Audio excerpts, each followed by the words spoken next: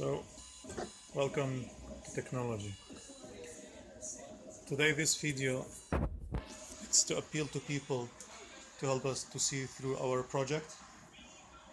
The project is about building hand prosthetics for people at war zone in Iraq, Syria, Yemen and Libya. Usually a prosthetic will cost hefty amount of money, around 10,000 US dollars. But using 3D technology, this will be fraction. It will be less than $1,000. Here at TopHealth in Turkey, we have the machines, we have the 3D scanners, we have the materials.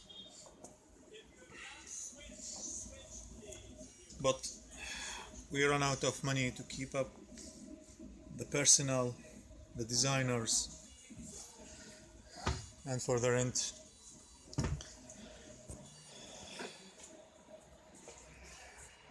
My name is Mo, and this is my story. I want to help people to regain their life by giving them hope with 3D printed prosthetics.